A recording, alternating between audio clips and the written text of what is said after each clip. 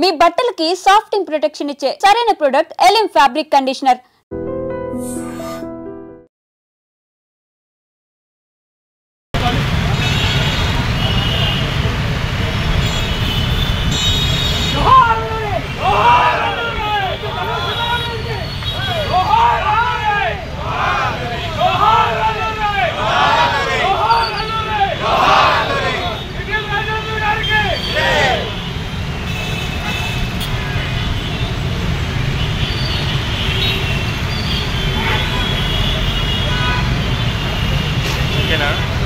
తెలుగు జాతి గర్వించే బిడ్డ సాహసపుత్రుడు భరతమాత ముద్దు బిడ్డగా తన బాధ్యత నిర్వహించి ఈ దేశ స్వేచ్ఛ కోసం స్వతంత్రం కోసం ప్రాణాలు అర్పించినటువంటి అల్లూరి సీతారామరాజు గారి 120వ జయంతి ఉత్సవాలని రెండు తెలుగు రాష్ట్రాల్లో ఇలా గొప్పగా ఘనంగా జరుపుకుంటా ఉన్నాం.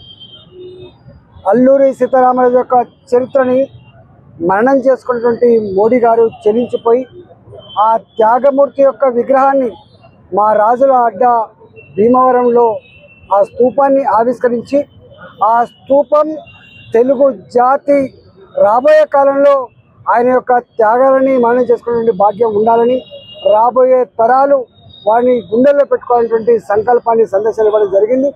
త్యాగమూర్తుల యొక్క జయంతోత్సవాలు మనం జరుపుకుంటున్నామంటే వాళ్ళ యొక్క త్యాగాలు, వారి కమిట్మెంట్, వాళ్ళ యొక్క గొప్పతనాన్ని రాబోయే తరాలకు అందించే దాంట్లో భాగంగానే ఈ ఉత్సవాలు జరుపుకుంటూ ఉన్నాం. కాబట్టి ఈ సందర్భంగా వారికి ఘనంగా నివాళులర్పిస్తూ వారి త్యాగాన్ని జాతి ఎప్పుడు మర్చిపోవాలని చెప్పి తెలియజేస్తా ఉన్నాం.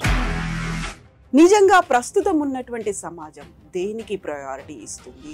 ఆర్థిక సంబంధాల చుట్టూ మాత్రమే తిరుగుతుంది. మళ్ళీ ఎన్నికలంగానే చాలా విరక్తి కలుగుతాం.